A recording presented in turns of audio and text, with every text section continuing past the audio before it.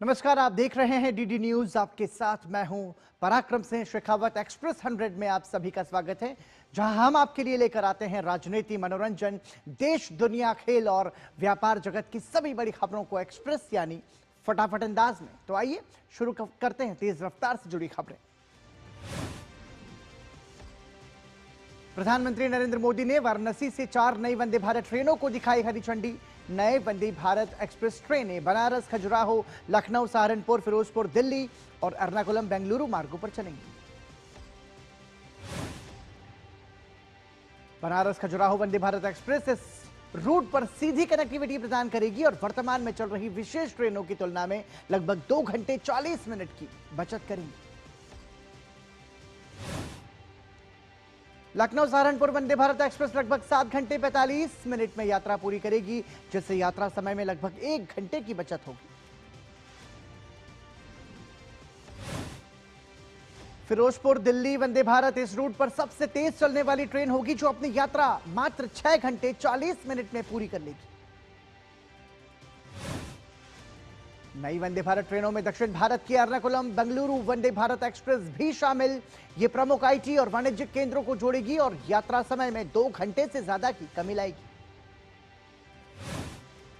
प्रधानमंत्री नरेंद्र मोदी का काशी में भव्य स्वागत हुआ। प्रधानमंत्री के अभिनंदन के लिए सड़कों पर भारी जनसमूह उमड़ा।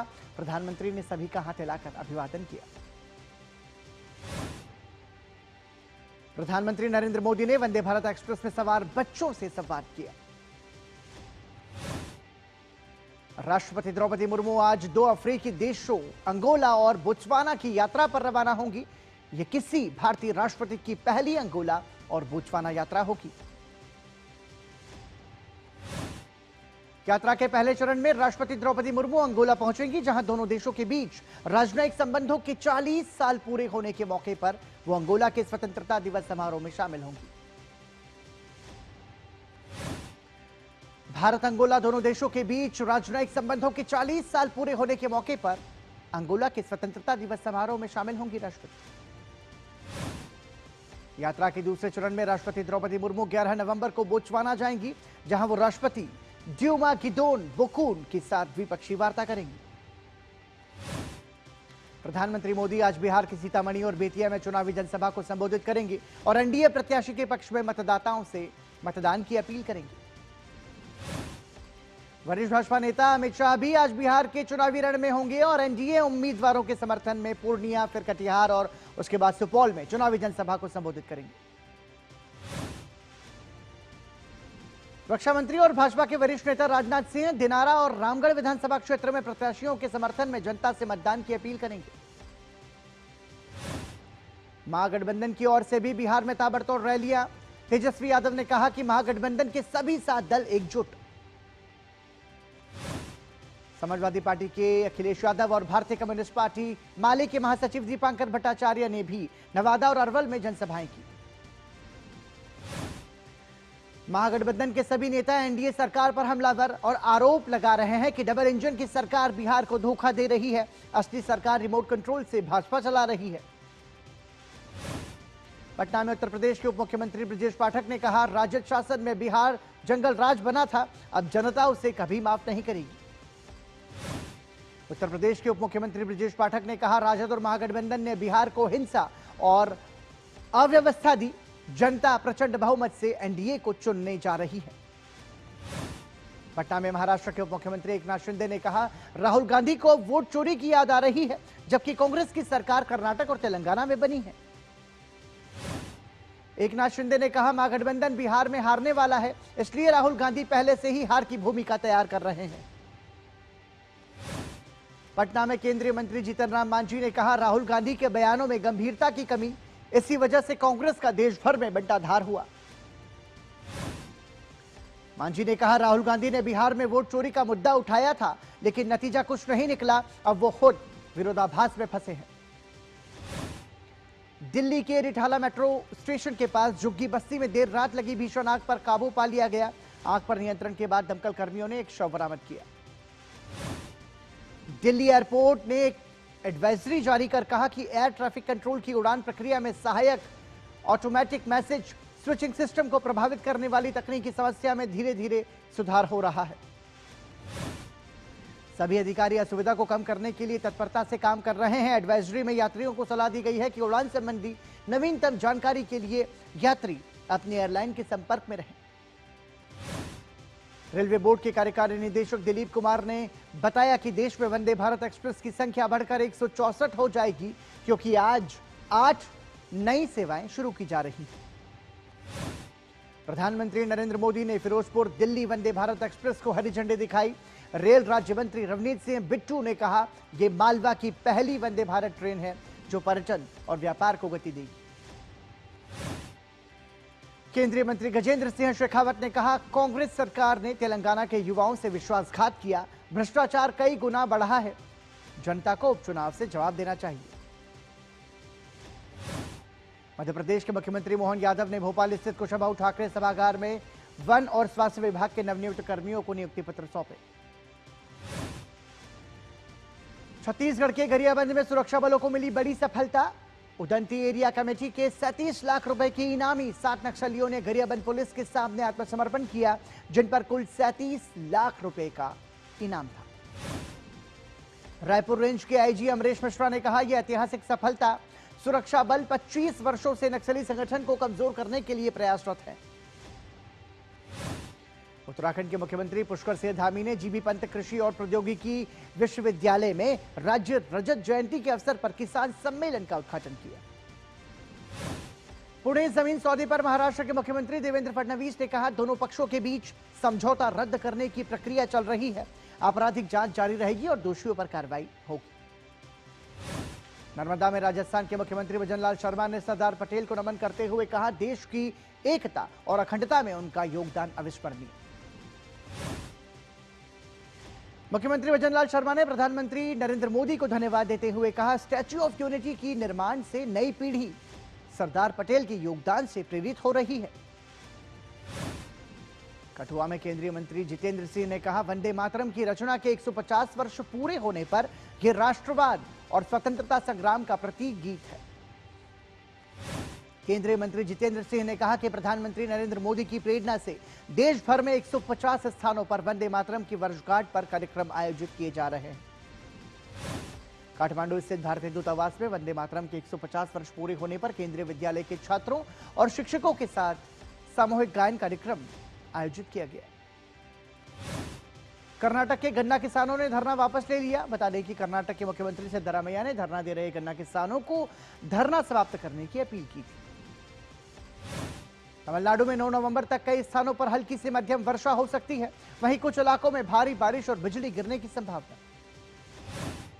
केरल और माहे में आज से 10 नवंबर तक गरज चमक के साथ वर्षा के आसार, कुछ स्थानों पर भारी बारिश की चेतावनी।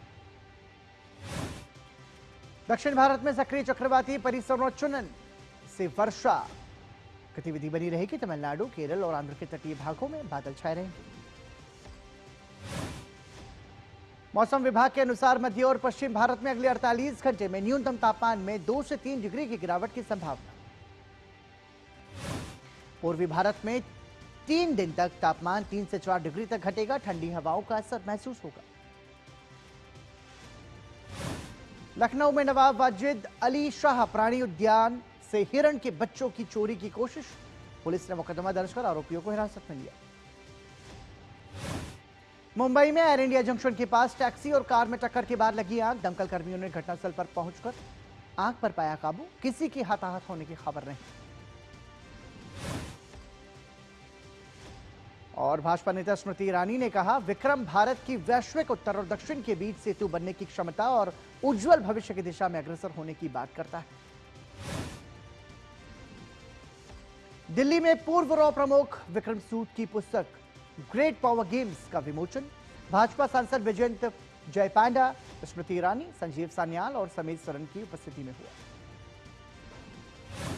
असम के मुख्यमंत्री हिमंता बिस्वा शर्मा ने कहा, गुवाहाटी गेटवे टर्मिनल और जट्टी ब्रह्मपुत्र को नए रूप में प्रदर्शित कर रहे हैं, ये समुद्री भारत विजन 2030 का प्रतीक।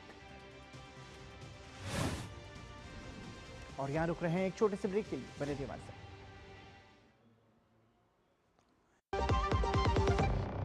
अब आया असली स्वाद। अब आया स्वाद। जब स्वाद के पड़े हो लाले तो MDH का चंकी चाट मसाला डालें। MDH का चंकी चाट मसाला। MDH। अरे द्रविड़ जी, आपको गैराज छोड़ दो, आइए। काश आप जैसा गेम चेंजर हमारे पास भी होता। है ना, खेती का गेम चेंजर। जय किसान नवरत्ना नैनो शक्ति नैनो DAP, इसके हर ड्रॉप में है करोड़ों नैनो पार्टिकल्स की शक्ति। नैनो पार्टिकल्स के कारण पत्तियां इन्हें दोनों साइड से अब्सॉर्ब करें बिना वेस्टेज और उपज खूब बढ़ाएं। जय किसान नवरत्ना नैनो शक्ति नैनो DAP, विज्ञान का वरदान, हर फसल की शान। पता है हेल्थ इंश्योरेंस आपकी फैमिली के लिए कितना जरूरी है? इतना जरूरी है कि भारत सरकार ने इस पे GST पूरी तरह से हटाकर 0 कर दिया है। पॉलिसी बाजार पर अब 1 करोड़ का हेल्थ इंश्योरेंस सिर्फ 550 रुपए महीने से शुरू। policybazaar.com। मेरी पसंद। मेरी पसंद। मेरी पसंद। मेरी पसंद। हमारी पसंद। हम सबकी पसंद। मजबूत देश का मजबूत सरिया हो गया स्टील। MDH की सरका हो बहाना। कश्मीरी पुलाव या हो बिरयानी खाना, केसरी चाय दूध, रसमलाई केसरी लड्डू, हलवा याद आना, यही तो है MDH केसर का बहाना। MDH शुद्ध केसर, खुशबू ऐसी जो दिल जीत ले। MDH। ब्रेक के बाद एक बार फिर आपका स्वागत। आप देख रहे हैं एक्सप्रेस 100। वित्त मंत्री निर्मला सीतारमण ने असम के मोरीगांव जिले के जगीरोड में टाटा इलेक्ट्रॉनिक्स लिमिटेड के 27,000 करोड़ रुपए के सेमीकंडक्टर मैन्युफैक्चरिंग प्लांट का दौरा किया। इस दौरान वित्त मंत्री ने कहा कि यह न केवल असम और पड़ोसी राज्यों के युवाओं के लिए रोजगार के अवसर पैदा करेगी, बल्कि पूर्वोत्तर को देश की टेक्नोलॉजी संचालित ग्रोथ स्टोरी में एक प्रमुख खिलाड़ी के रूप में भी स्थापित करेगी। केंद्रीय कृषि मंत्री शिवराज सिंह चौहान ने कहा कि केंद्र और महाराष्ट्र सरकार राज्य के कुछ हिस्सों में हाल में हुई भारी बारिश के कारण फसल नुकसान का सामना करने वाले किसानों की मदद करने में कोई कसर नहीं छोड़ेगी। केंद्रीय कृषि मंत्री शिवराज सिंह चौहान ने कहा कि किसानों को दिया जाएगा PMFBY का एक रुपया। उन्होंने कहा कि जरूरत पड़ने पर वो किसानों से सीधे संपर्क करेंगे, जिससे यह सुनिश्चित हो सके कि उनके जायज दावे का एक रुपया उन तक पहुंचे। केंद्रीय आवासन और शहरी कार्य मंत्री मनोहर लाल ने गुरुग्राम में 18वें अर्बन मोबिलिटी इंडिया कॉन्फ्रेंस कम एग्जीबिशन 2025 का उद्घाटन किया। इस दौरान केंद्रीय मंत्री मनोहर लाल ने कहा कि करीब 1100 किलोमीटर ऑपरेशनल मेट्रो नेटवर्क के साथ भारत दुनिया का तीसरा सबसे बड़ा मेट्रो नेटवर्क बन चुका है और इसी के साथ देश दूसरे पायदान पर पहुंचने जा रहा है। सेबी के चेयरपर्सन तुहिन कांत पांडे ने कहा कि भारत की आर्थिक मजबूती में कैपिटल मार्केट की महत्वपूर्ण भूमिका होगी और यह विकसित भारत लक्ष्य की ओर देश की प्रगति और पूंजी निर्माण के लिए महत्वपूर्ण है। IPO में उच्च मूल्यांकन को लेकर तुहिन कांत पांडे ने स्पष्ट किया कि पूंजी बाजार नियामक इस मामले में हस्तक्षेप नहीं करेगा। उन्होंने कहा कि बाजार को अवसरों के आधार पर मूल्य निर्धारण स्वतंत्र रूप से तय करना चाहिए। नीति आयोग के CEO BVR सुब्रमण्यन ने कहा कि अमेरिका भारत व्यापार वार्ता महीने के अंत तक हो सकती है सफल। साथ ही उन्होंने कहा कि राष्ट्रीय विनिर्माण मिशन नवंबर के अंत तक हो जाएगा शुरू। मुख्य आर्थिक सलाहकार वी अनंत नागेश्वरन ने चालू वित्त वर्ष में देश की आर्थिक वृद्धि दर 6.8% से अधिक रहने का भरोसा जताते हुए कहा कि GST दरों में कटौती और आयकर राहत से खपत में आई तेजी इसका मुख्य कारण। अक्टूबर में घर में बनी शाकाहारी और मांसाहारी थालियों की कीमतों में सालाना आधार पर क्रमशः 17% और 12% की गिरावट आई, जिसका मुख्य कारण सब्जियों और दालों की कीमतों में भारी गिरावट। क्रिसिल की रिपोर्ट के अनुसार आलू की कीमतों में 31% की गिरावट आई, जबकि टमाटर की कीमतों में पिछले साल की तुलना में 40% की गिरावट। हिंदुस्तान एरोनॉटिक्स लिमिटेड ने अमेरिका रक्षा कंपनी GE एरोस्पेस के साथ अपने तेजस हल्के लड़ाकू विमान कार्यक्रम के लिए 113 जेट इंजनों की खरीद का बड़ा करार किया।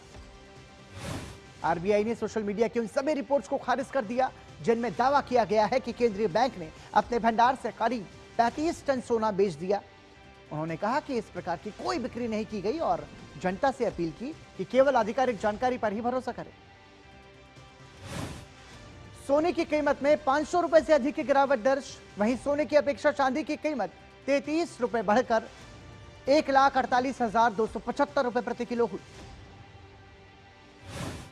बर्नस्टीन रिसर्च की रिपोर्ट के अनुसार वित्त वर्ष 2030 तक क्विक कॉमर्स का बाजार $35 अरब तक पहुंच सकता है। फाडा के आंकड़ों के अनुसार इस वर्ष अक्टूबर में भारत में वाहनों की खुदरा बिक्री बढ़कर 40.2 लाख यूनिट हुई।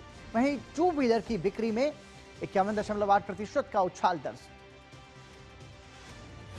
एफपीआई द्वारा भारतीय शेयर बाजारों में निवेश को लेकर फ्रांस सबसे आगे, जिसने $2.58 अरब का निवेश भारतीय शेयर्स और $152 मिलियन का निवेश डेट इंस्ट्रूमेंट में किया। ETF में अक्टूबर में कुल $850 मिलियन का नेट इनफ्लो दर्ज, जिससे इस साल कुल इनफ्लो रिकॉर्ड 3.05 अरब डॉलर पर पहुंचा, जो गोल्ड ETF में निवेश का अब तक का सबसे बड़ा आंकड़ा।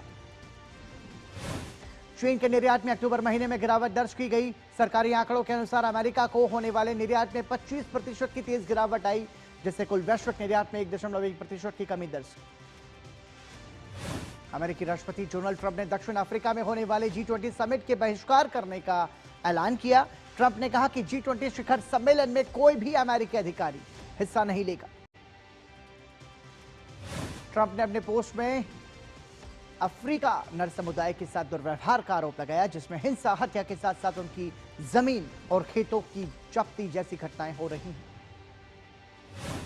डोनाल्ड ट्रंप ने अमेरिकी सीनेट से कहा कि जब तक कोई शटडाउन को लेकर कोई समझौता नहीं हो जाता, तब तक वो वॉशिंगटन में ही रहें। उन्होंने इसे डेमोक्रेट शटडाउन करार दिया। अमेरिकी इतिहास में सबसे लंबा सरकारी शटडाउन अपने 38वें दिन में प्रवेश कर गया। अमेरिका में सरकारी शटडाउन के 38वें दिन भी जारी। इस दौरान 13,000 एयर ट्रैफिक कंट्रोलर और 50,000 सुरक्षा निरीक्षक बिना वेतन के काम करने को मजबूर, जिससे अनुपस्थिति में हुई वृद्धि। वहीं कई लोगों को अगले सप्ताह से दूसरी वेतन अवधि के लिए कोई वेतन नहीं मिला। शिकागो के मेयर ब्रेंडन जॉनसन ने संयुक्त राष्ट्र मानवाधिकार परिषद से अमेरिका में बिगड़ते मानवाधिकार संकट की जांच करने का आग्रह किया। उन्होंने ट्रंप प्रशासन पर जवाबदेही से बचने और बुनियादी अंतर्राष्ट्रीय दायित्वों को पूरा करने में विफल रहने का आरोप लगाया। अंतर्राष्ट्रीय निगरानी की मांग करते हुए ब्रेंडन जॉनसन ने परिषद से कहा, कोई भी देश अंतर्राष्ट्रीय कानून से ऊपर नहीं होना चाहिए। मानवाधिकार सार्वभौमिक है, नहीं तो वो अर्थहीन है। न्यूयॉर्क शहर के नवनिर्वाचित मेयर जोहरान ममदानी ने प्यूर्टो रिको की सैन जुआन स्थित एक मस्जिद का दौरा किया, जहां उनका जोरदार स्वागत किया गया। ममदानी ने मस्जिद में साथी मुसलमानों के साथ नमाज पढ़ी और भोजन वितरण में मदद की। इंडोनेशिया की राजधानी जकार्ता में एक हाई स्कूल परिसर में बनी मस्जिद में जुमे की नमाज के दौरान हुए धमाके, जिसकी चपेट में आने से कम 54 लोग घायल। जकार्ता पुलिस के अनुसार धमाकों के कारणों की जांच जारी। वहीं पुलिस की एंटी बॉम्ब स्क्वाड को मस्जिद की तलाशी के दौरान घटनास्थल से खिलौने वाली राइफल और पिस्टल बरामद हुए। मेक्सिको की राष्ट्रपति क्लाउडिया शेनबाम और फ्रांसीसी राष्ट्रपति इमैनुअल मैक्रों ने कई द्विपक्षीय सहयोग समझौतों पर हस्ताक्षर किए, जिनमें एक ऐतिहासिक सांस्कृतिक आदान प्रदान भी शामिल, जिसके तहत दोनों देशों के बीच प्री हिस्पैनिक कोडेक्स का आदान प्रदान होगा। नोबेल पुरस्कार विजेता और जीएनए खोजकर्ता जेम्स डी वाटसन का 97 वर्ष की उम्र में निधन। 1953 में उन्होंने डबल हेलिक्स संरचना की खोज कर चिकित्सा, जीनोलॉजी और अपराध जांच में क्रांति लाई। भारत और ऑस्ट्रेलिया के बीच T20 सीरीज का आखिरी और निर्णायक मुकाबला आज ब्रिस्बेन में खेला जाएगा। 5 मैचों की सीरीज में भारत 2-1 से आगे। आज भारत की नजर लगातार तीसरी जीत के साथ सीरीज पर कब्जा जमाने पर होगी। गोवा में चल रहे शतरंज विश्व कप में भारतीय खिलाड़ियों का शानदार प्रदर्शन।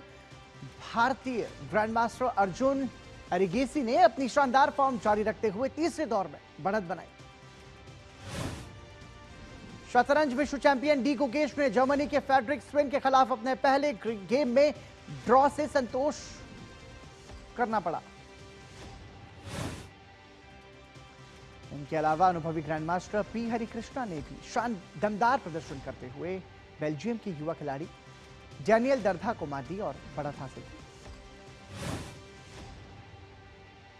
शतरंज विश्व कप के राउंड ऑफ 64 के मुकाबले में प्रज्ञानंदा ने काले मोहरों से खेलते हुए आर्मेनिया के रॉबर्ट वाहानिस्यान के साथ ड्रॉ खेला। जबकि विदित गुजराती का मुकाबला भी अमेरिका के सैम शकलैंड से ड्रॉ पर समाप्त हुआ।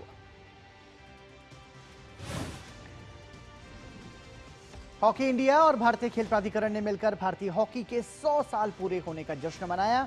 इस कड़ी में देश भर में कई आयोजन किए गए। नई दिल्ली के मेजर ध्यानचंद नेशनल स्टेडियम में आयोजित समारोह में केंद्रीय खेल मंत्री मनसुख मांडविया शामिल हुए। इस अवसर पर स्पोर्ट्स मिनिस्टर 11 और हॉकी इंडिया 11 के बीच मैच भी खेला गया। भारतीय हॉकी के 100 साल पूरे होने पर केंद्रीय खेल मंत्री ने कहा कि देश में हॉकी के खेल ने कई पड़ाव देखे हैं और ओलंपिक खेलों में पूरी दुनिया ने भारतीय हॉकी की ताकत को जाना है। भारतीय हॉकी के 100 साल पूरे होने के मौके पर गायक सिद्धार्थ महादेवन ने सूरमा और चक दे इंडिया जैसे जोश भरे और भावपूर्ण गीतों से समारोह को और भी खास बना लिया। महाराष्ट्र के मुख्यमंत्री देवेंद्र फडणवीस ने आईसीसी महिला क्रिकेट विश्व कप विजेता भारतीय टीम के खिलाड़ी स्मृति मंधाना, जमीमा रॉड्रिग्स और राधा यादव और टीम के मुख्य कोच अमोल मजूमदार को सम्मानित किया। मुख्यमंत्री देवेंद्र फडणवीस ने कहा कि यह बहुत गर्व की बात है कि हमारी टीम ने आईसीसी महिला विश्व कप ट्रॉफी जीती। भारत को उन पर गर्व है। विश्व विजेता भारतीय महिला क्रिकेट टीम के खिलाड़ी अमनजोत कौर का मोहाली में उनके घर पहुंचने पर भव्य स्वागत किया गया। इस मौके पर अमनजोत कौर ने प्रशंसकों का आभार जताया। आईएसएसएफ विश्व चैंपियनशिप राइफल पिस्टल टूर्नामेंट की शुरुआत आज से हो रही है। इस प्रतियोगिता में भारत की ओर से 40 निशानेबाजों का दल हिस्सा लेगा। प्रतियोगिता का समापन 17 नवंबर को होगा। बेलारूस की अरेना संबालेंका ने WTA फाइनल्स के खिताबी दौर में जगह बनाई। सेमीफाइनल में संबालेंका ने अनिसिमोवा को हराया। अब फाइनल में संबालेंका की भिड़ंत एलिना रिबाकिना से होगी। सर्बिया के नोवाक जोकोविच हेलेनिक चैंपियनशिप के पहले दौर में मैदान पर उतरेंगे। शुरुआती दौर में जोकोविच का सामना लोरेंजो मुसेट्टी से होगा। 20 से 28 नवंबर 2025 तक गोवा के पणजी में होगा 56वें भारतीय अंतर्राष्ट्रीय फिल्म महोत्सव का आयोजन। और इफ्फी में इस बार 81 देशों की 240 से अधिक फिल्में दिखाई जाएंगी, जिनमें 13 वर्ल्ड प्रीमियर, 4 इंटरनेशनल प्रीमियर और 44 एशियन प्रीमियर शामिल हैं। इसके अलावा 3 प्रमुख अंतर्राष्ट्रीय प्रतियोगिताओं में 5 महाद्वीपों की 32 सर्वश्रेष्ठ फिल्में हिस्सा ले रही हैं। और इसी के